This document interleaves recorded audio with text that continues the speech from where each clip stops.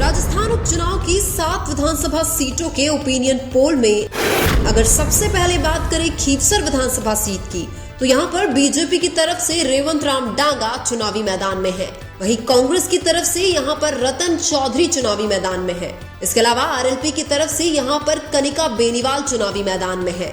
खीवसर की विधानसभा सीट पर उपचुनाव में आरएलपी, बीजेपी और कांग्रेस में त्रिकोणीय टक्कर देखने को मिल रही है। हालांकि खीवसर में आरएलपी, बीजेपी और कांग्रेस तीनों ही पार्टियां जीत का दावा कर रही है, लेकिन आरएलपी के हनुमान बेनीवाल खीवसर की विधानसभा सीट बचाने के लिए जी जान से मेहनत कर रहे हैं। इसलिए वर्तमान में चुनावी माहौल के हिसाब से खीवसर की विधानसभा सीट पर आरएलपी की कनिका बेनीवाल का पलड़ा भारी लग रहा है। इसके बाद अगर बात करें झुंझुनू विधानसभा सीट की, तो यहाँ पर बीजेपी की तरफ से राजेंद्र भांबू चुनावी मैदान में है। वहीं कांग्रेस की तरफ से यहाँ पर अमित ओला चुनावी मैदान में है।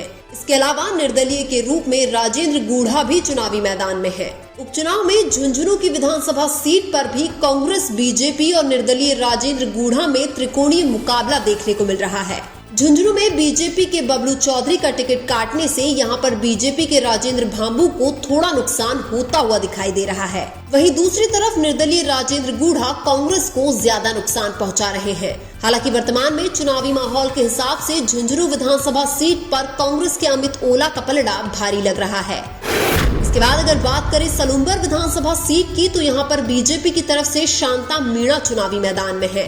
वहीं कांग्रेस की तरफ से यहाँ पर रेशमा मीणा चुनावी मैदान में है। इसके अलावा बीएपी की तरफ से यहाँ पर जितेश कटारा चुनावी मैदान में है। सलूम्बर में बीजेपी द्वारा दिवंगत विधायक अमृतलाल मीणा की पत्नी शांता मीणा को टिकट देने से यहाँ पर उनको सहानुभूति मिल सकती है। वहीं दूसरी तरफ कांग्रेस द्वारा पूर्व सांसद रघुवीर मीणा का टिकट काटने से कांग्रेस की रेशमा मीणा को नुकसान हो सकता है। हालांकि दक्षिणी राजस्थान की सलूम्बर विधानसभा सीट पर भारत आदिवासी पार्टी दिन प्रतिदिन अपनी स्थिति मजबूत बना रही है।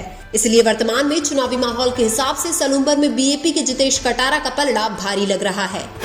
इसके बाद अगर बात करें रामगढ़ विधानसभा सीट की, तो यहाँ पर बीजेपी की तरफ से सुखवंत सिंह चुनावी मैदान में है। वहीं कांग्रेस की तरफ से यहाँ पर आर्यन जुबैर चुनावी मैदान में है। रामगढ़ की विधानसभा सीट पर कांग्रेस द्वारा दिवंगत विधायक जुबैर खान के बेटे आर्यन जुबैर को टिकट देने से उनको सहानुभूति मिल सकती है। वहीं दूसरी तरफ बीजेपी द्वारा पूर्व प्रत्याशी जय आहूजा का टिकट काटने से बीजेपी के सुखवंत सिंह को नुकसान हो सकता है। इसलिए वर्तमान में चुनावी माहौल के हिसाब से रामगढ़ की विधानसभा सीट पर कांग्रेस के आर्यन जुबैर का पलड़ा भारी लग रहा है। इसके बाद अगर बात करें दौसा विधानसभा सीट की, तो यहाँ पर बीजेपी की तरफ से जगमोहन मीणा चुनावी मैदान में है। वहीं कांग्रेस की तरफ से यहाँ पर दीनदयाल बैरवा चुनावी मैदान में है। दौसा की विधानसभा सीट पर बीजेपी के किरोड़ी लाल मीणा अपने भाई जगमोहन मीणा को चुनाव जिताने के लिए पूरी ताकत लगा रहे हैं। वहीं दूसरी तरफ कांग्रेस के सचिन पायलट भी दीनदयाल बैरवा को चुनाव जिताने के लिए पूरी मेहनत कर रहे हैं। हालांकि जनरल की सीट पर कांग्रेस और बीजेपी द्वारा SC/ST के उम्मीदवारों को चुनावी मैदान में उतारने से मुकाबला बराबरी का हो सकता है। लेकिन वर्तमान में चुनावी माहौल के हिसाब से दौसा की विधानसभा सीट पर बीजेपी के जगमोहन मीणा का पलड़ा भारी लग रहा है। इसके बाद अगर बात करें 84 विधानसभा सीट की, तो यहाँ पर बीजेपी की तरफ से कारीलाल नानोमा चुनावी मैदान में है। वहीं कांग्रेस की तरफ से यहाँ पर महेश रोड चुनावी मैदान में है। इसके अलावा बीएपी की तरफ से यहाँ पर अनिल कटारा चुनावी मैदान में है। 84 विधानसभा सीट पर पिछले कुछ सालों से भारत आदिवासी पार्टी का दबदबा रहा है। इसलिए वर्तमान में चुनावी माहौल के हिसाब से 84 की विधानसभा सीट पर उपचुनाव में बीएपी के अनिल कटारा का पलड़ा भारी लग रहा है।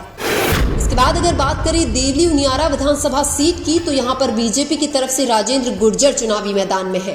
वहीं कांग्रेस की तरफ से यहाँ पर केसी मीणा चुनावी मैदान में है। इसके अलावा निर्दलीय के रूप में नरेश मीणा भी चुनावी मैदान में है। देवली उनियारा की विधानसभा सीट पर उपचुनाव में कांग्रेस, बीजेपी और निर्दलीय नरेश मीणा के बीच त्रिकोणीय मुकाबला देखने को मिल रहा है। हालांकि देवली उनियारा की सीट पर ऐसा माना जा रहा है कि नरेश मीणा की वजह से कांग्रेस रेस से बाहर हो चुकी है।